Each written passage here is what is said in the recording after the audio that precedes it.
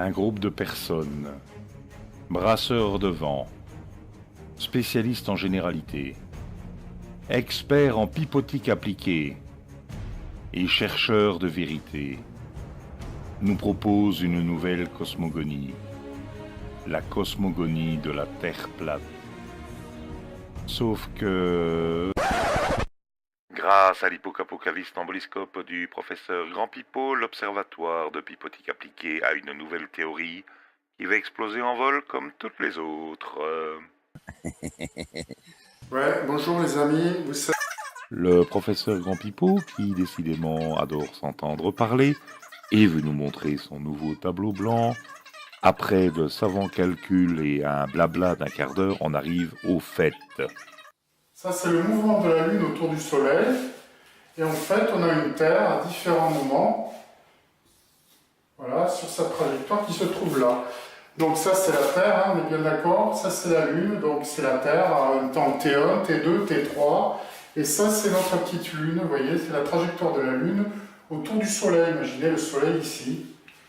Effectivement, vu du Soleil, l'orbite de la Lune est une espèce de sinusoïde inégale. C'est connu depuis longtemps, comme sur cette carte du 19e siècle. On peut encore ajouter que, comme le centre de masse du système Terre-Lune n'est pas centré au centre de la Terre, mais sur un point qui s'appelle le barycentre, situé entre les deux corps, la Terre elle-même suit un parcours elliptique autour du Soleil, moins accentué que celui de la Lune cependant. Ça veut dire que là, on a une vraie coquille dans le mouvement de cette Lune autour de la Terre, on ne la comprend pas, ou de cette Lune autour du Soleil, on ne la comprend pas, parce que finalement, vous voyez, on ne sait plus autour de qui tourne qui. On a une vraie coquille dans ce système solaire, Dans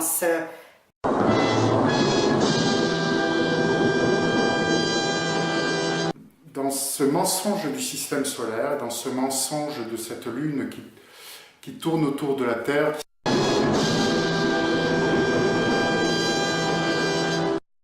Et encore un exemple où on noie le problème dans les mathématiques. Donc il a fallu attendre le début du 21e siècle et l'arrivée du professeur Grand Pipo pour qu'on se rende compte qu'il y a un problème. Vous n'auriez pas un peu le cou gonflé comme une montgolfière, là? De plus, si la physique moderne est un mensonge, comment les logiciels d'astronomie font-ils pour positionner un corps sans se planter sur la voûte céleste et que ça corresponde parfaitement aux observations? Bon, nous allons faire appel à votre meilleur ami physicien. C'est Newton. Newton qui avait compris que ce n'est pas la Terre qui tourne autour du Soleil, ni la Lune, mais le barycentre du système Terre-Lune qui suit une orbite elliptique. La Terre et la Lune sont liées gravitationnellement. Comme la masse de la Lune n'est pas négligeable au regard de la masse de la Terre, il faut considérer le barycentre de ce système comme étant le point de référence sur lequel appliquer toute force de gravitation externe, comme celle du Soleil. Une simple analogie du système Terre-Lune tournant autour d'un barycentre commun peut être trouvée sur un simple mobile d'enfant.